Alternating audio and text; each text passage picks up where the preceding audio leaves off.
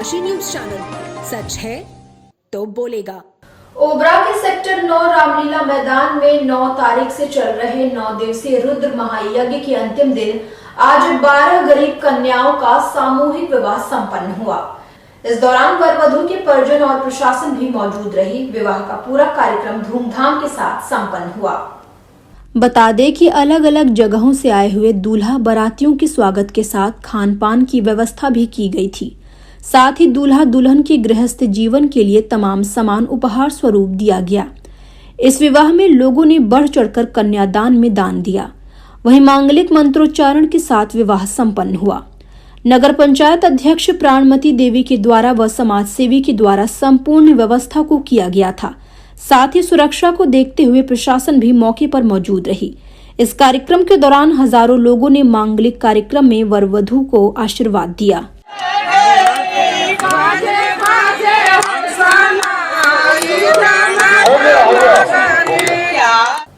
जिला मुख्यालय circuit house के सामने भारतीय जनता पार्टी के कार्यकर्ताओं ने जमकर प्रदर्शन किया। प्रधानमंत्री नरेंद्र मोदी पर पाकिस्तान के विदेश मंत्री बिलावल भुट्टो जरदारी द्वारा किए गए अभद्र टिप्पणी को लेकर सभी कार्यकर्ताओं में आक्रोश दिखा। इस दौरान कार्यकर्ताओं ने पाकिस्तान के विदेश मंत्री बिलावल भुट्टो जरदारी का पुतला दहन किया।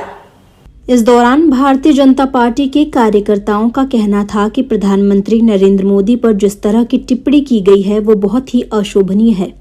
पाकिस्तान के विदेश मंत्री बिलावल भुट्टो जरदारी की टिप्पणी पर हम सभी काफी आक्रोशित हैं। इसी के विरोध में आज सभी भाजपा के कार्यकर्ताओं द्वारा सर्किट हाउस के सामने पुतला दहन किया जा रहा है। वहीं उन्होंने आगे कहा कि विश्व स्तर पर जिस तरह से प्रधानमंत्री नरेंद्र मोदी की छवि है उससे पाकिस्तान की बौखलाहट साफ नजर आ रही है। अध्यक्ष जी, आज पुतला दहन किया गया है, इसका दहन किया गया क्यों? ये आप सब लोग जानते हैं कि हमारे देश के लिए, देश की जनता के लिए और राष्ट्र के लिए समर्पित हमारे वाराणसी के सांसद, देश के यशस्वी प्रधानमंत्री अपना पूरा समय देश के जनता के लिए उन्होंने देते हैं। और उनके बारे में एक मध्य प्रदेश के एक सज्जन पदाधिकारी ने कांग्रेस का बोला, अभी वो जेल के अंदर है। निश्चित तौर पर इसका जवाब देश की जनता, आप देख रहे हैं पूरा आक्रोश है, ये हताशा निराश है। पाकिस्तान अर्थव्यवस्था से एकदम डमाडोल हो गया है, कहीं उसको मिल नहीं रहा। आतंकवादियों का सहयोग करता है, आतंकवादियों के जो सहयोग करता है। हमारे देश के यशस्वी विदेश मंत्री जयशंकर जी ने जब इंटरनेशनल मंच पर जब पाकिस्तान के इस आतंकवादी को बात उठाते हैं तो उसको मिर्ची लगती है।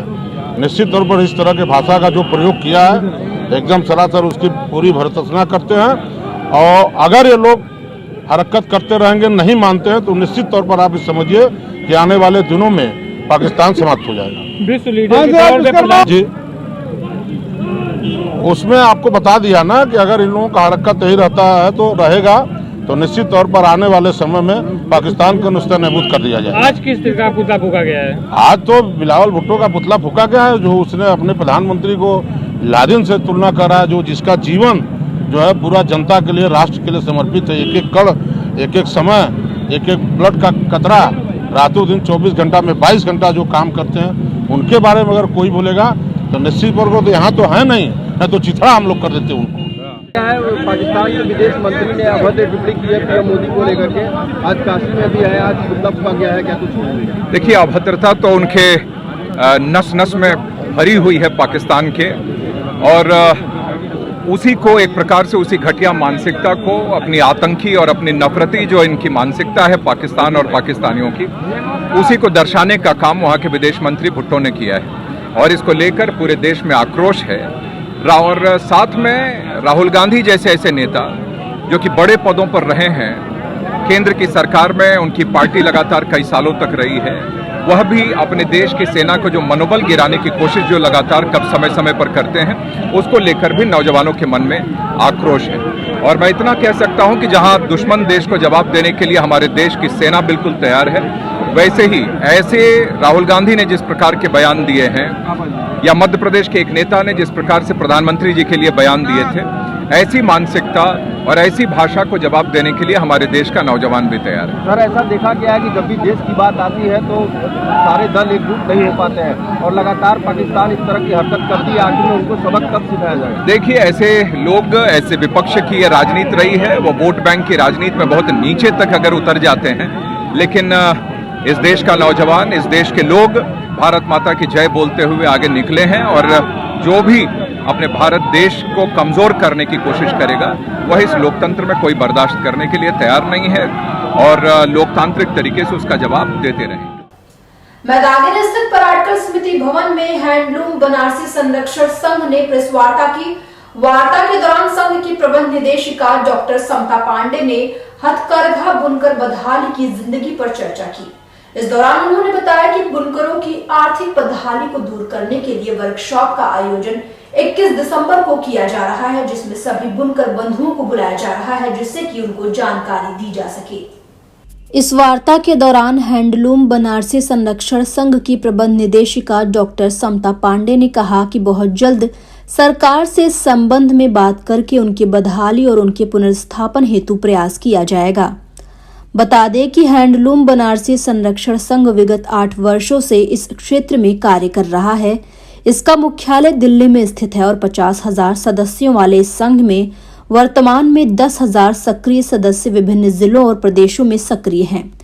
वहीं संघ द्वारा उनके जीविकोपार्जन और आर्थिक बदहाली को दूर करने के लिए सही हथकरघा की पहचान के लिए एक वर्कशॉप का आयोजन 21 दिसंबर को हनुमान प्रसाद पोद्दार अंध विद्यालय दुर्गा कुंड में किया जा रहा है, जिसका उद्घाटन वाराणसी के मंडलायुक्त कौशल राज शर्मा करेंगे। तो क्या वजह है, किस लिए की, क्या महत्वपूर्ण बातें? कई सारे प्रदेशों में साड़ियों का प्रचार करने के बाद काफ़ी अनुभव हासिल हो गया था और काफ़ी आत्मविश्वास जगा था और मुझे लगा कि अब मैं अपने शहर वाराणसी के लिए कुछ सॉलिड काम कर सकती हूँ यहाँ की साड़ियों को बढ़ावा देने के लिए।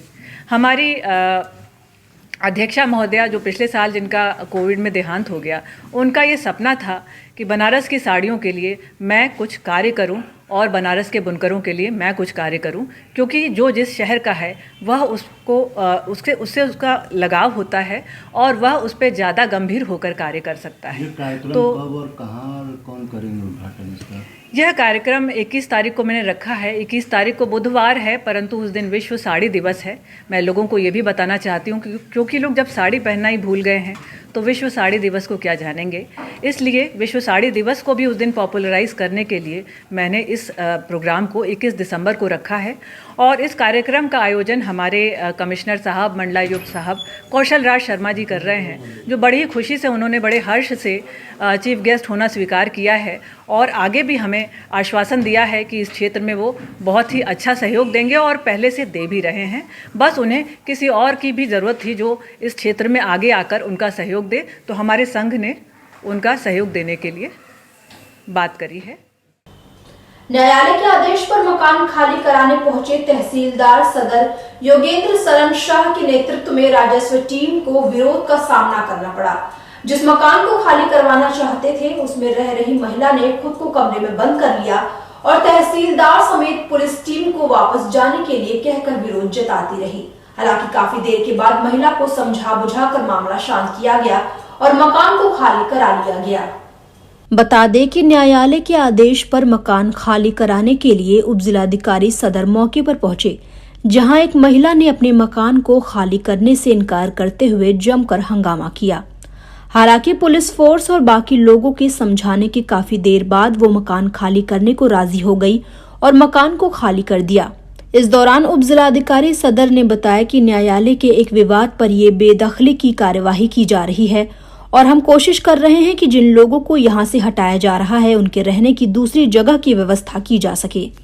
अब यहाँ एक न्यायालय के विवाद है, उसमें आदेश हुआ था 2021 में और उसका अपील माननीय जिलाधिकारी महोदय के न्यायालय से खारिज हुआ था और अब विचाराधीन है इलाहाबाद हाई कोर्ट में, माननीय उच्च न्यायालय में।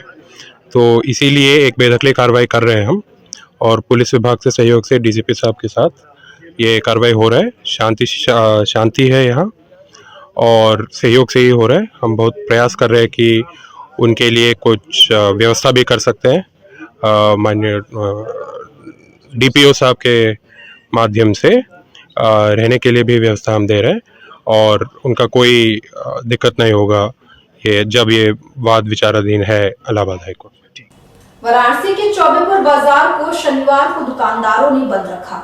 इस दौरान दुकानदारों ने आरोप लगाया कि वर्तमान ग्राम प्रधान और उनके भाई को राजनीतिक रंजिश में फर्जी तरीके से पुलिस ने जेल भेज दिया।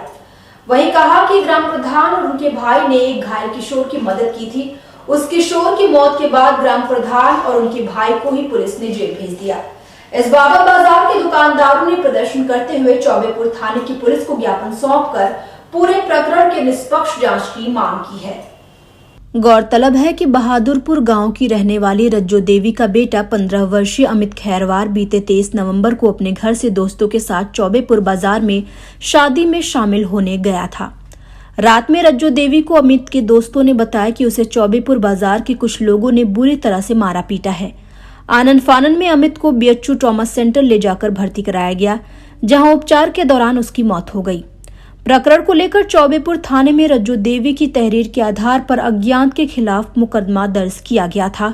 वहीं अमित की मौत होने पर राजनीतिक रंजिश में राघवेंद्र और शिवेंद्र को ही गलत तरीके से मुकदमे में फंसाकर जेल भेज दिया गया। अब चौबेपुर बाजार के अन्य लोगों को भी जेल भेजने की धमकी देकर पुलिस रुपए ऐंठ रही है।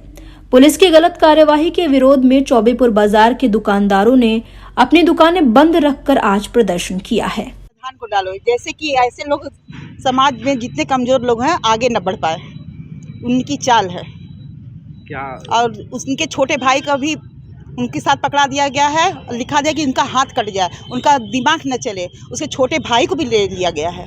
बताइए, जबकि वो देखा तक नहीं, न लकड़ी से छुआ भी होगा, वो बच्चा है अभी। न्याय की गुहार आपने कहाँ लगाई है? न्याय की गुहार तो क्या लगाए, इन लोग से लगाए हैं। और गया है बच्चा तो CO साहब SO साहब इन्हीं लोग से न लगाए हैं। अभी तो लगाने वाले तो बहुत जगह से लगा रहे हैं, क्योंकि वो सबका प्रेमी है, सब समाज का प्रेमी है। जो जहाँ भी मिल रहा है वहाँ लगा रहा है अपने जाने में। कोई हम कह नहीं रहे, लेकिन फिर भी हमारी जनता इतनी अच्छी है कि सब जगह से अपना काम कर रही है। यहाँ पे एक BDR लाइन में कार्यक्रम था, उसी में कुछ बच्चों में विवाद हुआ, जिसमें एक बच्चा घायल हो गया। उसे प्रधान अपनी दायित्व समझते हुए उसको ले जाके अस्पताल भर्ती कराए, और वही भर्ती कराना ही उनका अपराध हो गया। उनको ट्रामा सेंटर में 2 दिन बाद बच्चा एक्सपायर हो गया। प्रशासन द्वारा बुलाया गया पूछताछ के लिए वो मौके पे गए, मगर उनको फिर 2 दिन बाद जेल 2 दिन रख करके 48 घंटा जेल भेज दिया गया। आज आप लोग क्या कर रहे हैं, क्या मांग रहे हैं? आज हम लोग प्रशासन से मांग कर रहे हैं और अपने मुख्यमंत्री जी से भी मांग करेंगे कि प्रधान के साथ न्याय हो सके, क्योंकि प्रधान निर्दोष है, और निर्दोष ना होता तो 12 साल से यहाँ का व्यापार मंडल का अध्यक्ष है, 2 बार से प्रधान है। तो इतना अच्छी छवि थी कि आज चौबेपुर और इतनी अच्छी छवि थी कि लोगों को देखा नहीं गया। उसके खिलाफ षड्यंत्र रच करके जिस परिवार का वो सहयोग किया, उसी परिवार को उसके खिलाफ खड़ा करा करके उसे जेल भेजने का काम किया गया।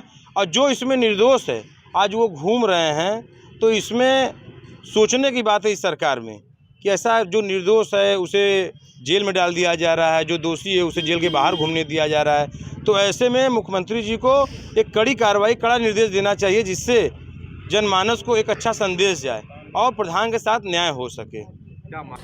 चौक थाने की पुलिस ने शनिवार को सिंधिया घाट से शातिर चोर और नशे के कारोबारी राहुल डोम को गिरफ्तार किया है। पुलिस ने इसके कब्जे से 1 किलो 300 ग्राम गांजा और 170 रुपए बरामद किए हैं। वहीं राहुल का आपराधिक इतिहास पुराना है। वर्ष 2016 से अब तक यह 11 बार चोरी व NDPS एक्ट में जेल भेजा जा चुका है। मिली जानकारी के अनुसार सप्तसागर दवा मंडी क्षेत्र के रहने वाले राहुल का चंदौली और बिहार में नेटवर्क है। मुगलसराय थाने में 8 बार पकड़ा जा चुका है। वहां से उसके खिलाफ अभी कुछ माह पहले गैंगस्टर एक्ट के तहत कार्यवाही की गई थी। इसके अलावा चौक और कोतवाली थाने में भी इसके खिलाफ पहले से मुकदमे दर्ज थे।